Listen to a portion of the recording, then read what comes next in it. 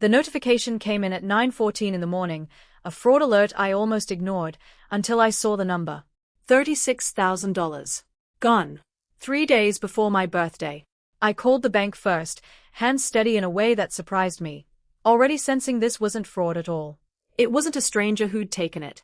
It was my father's name on 4 of the transactions, my mother's on 2. When I called him, he didn't deny it. He didn't even soften it.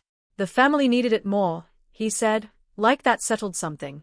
My mother's voice came through in the background, light, almost gleeful. You can celebrate alone this year. We had better plans. I didn't raise my voice. I didn't cry. I just said, calm and even, then don't ever call me again. My name is Vivian Castellane. I'm 36 years old. I used to wonder how much of myself I'd have to hand over before my family finally called it enough. That night, I stopped handing anything over at all. I hung up, opened my laptop, and pulled up the accounts I'd been quietly, unknowingly financing for years. The mortgage, the truck, and one loan I hadn't even known was tied to my name until that very moment. The mortgage was the first thing I found, buried in a folder of old emails I'd forgotten I had access to, a co-signature I'd given 3 years ago, back when my father said it was just until the refinance clears. The refinance never came.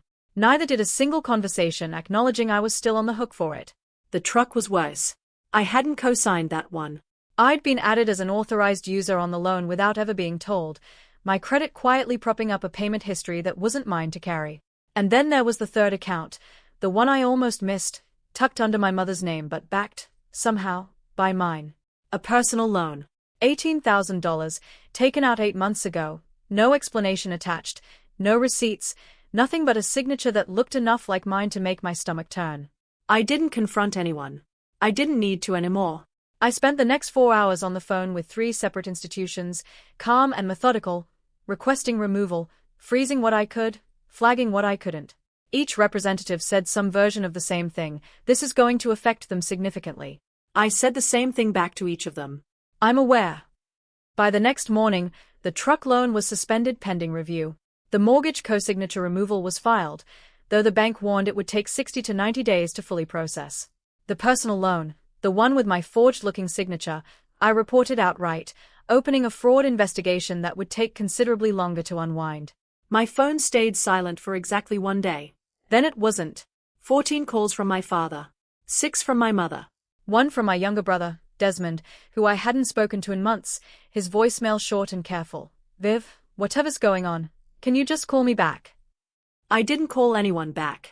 Not yet. Instead, I sat with the quiet of my own apartment, the first birthday in a decade I hadn't spent orchestrating around someone else's needs, and I let myself remember things I usually pushed aside. Every holiday where my gifts were smaller, every crisis where I was expected to show up with my checkbook before my company was even requested, every time family meant my resources and everyone else's comfort. I wasn't angry, not exactly. I was done being useful in exchange for being loved conditionally. The voicemail from my father, when I finally listened to it, was 3 minutes long. It started with anger. It ended, unexpectedly, with something that almost sounded like fear. Vivienne, the bank called about the mortgage. If this doesn't get sorted, we lose the house. I saved the voicemail. I didn't call back. My mother tried a different approach. A letter, handwritten, mailed to my apartment like we were living in another century. You're punishing us for one mistake. Family forgives. Family doesn't do this. I read it standing in my kitchen, coffee untouched, and felt something crystallize that had been forming for years. She'd used the word family as both accusation and shield, the same word that had justified every dollar taken from me, every celebration cancelled in my honor, every time my needs were quietly rescheduled around theirs. Family doesn't do this, she'd written. But family had done this. 4 years. Just never to them. I thought about the truck, purchased 2 years ago for my brother's convenience, financed under an account I never agreed to share. I thought about the mortgage, refinanced on promises that evaporated the moment they were made. I thought about $18,000 borrowed under my name without so much as a conversation, spent on something I still didn't fully understand. I wrote back 1 line, mailed the same day. Family doesn't take without asking, either. I didn't hear from her for 2 weeks after that. The silence, for once, wasn't punishment. It was space, the first real space I'd had from my family in over a decade, and inside it, something in me finally exhaled. But silence in my family never lasted. I should have known that better than anyone. Desmond was the one who finally broke through, not with anger, but with information I hadn't asked for. They are behind on the mortgage, he said, voice careful over the phone. 2 months now. Dad's been picking up extra shifts. Mom's talking about selling the lake house.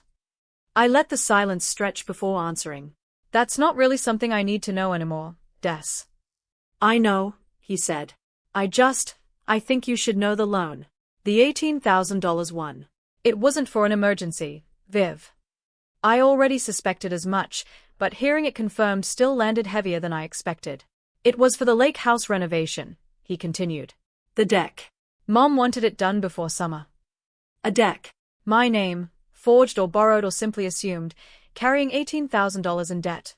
For a deck I would never sit on, at a house I hadn't been invited to in 2 years.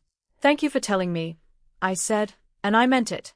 Desmond, at least, had never asked me for anything I didn't offer freely. Are you going to forgive them? He asked. I'm going to protect myself, I said. Whether that looks like forgiveness later, I don't know yet. But it isn't going to look like it did before. I hung up, and for the first time since the birthday that started all this, I didn't feel like I owed anyone an explanation for the shape my piece was taking. The fraud investigation on the personal loan concluded 6 weeks later. The signature, forensic analysis confirmed, wasn't mine. My mother had signed my name to secure $18,000 for a deck she wanted finished before Memorial Day.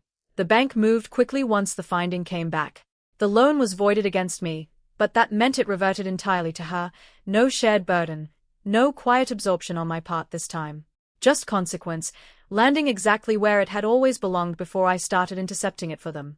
My father called once more, his voice smaller than I'd ever heard it. The house is in trouble, Vivienne. Real trouble.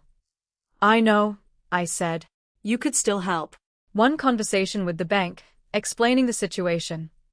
I already had my conversation with the bank, I said. It's why I'm not on any of these accounts anymore. He was quiet for a long moment. So that's it? After everything we've done for you? I almost laughed at that, not from humor, but from the sheer audacity of a sentence built entirely backward.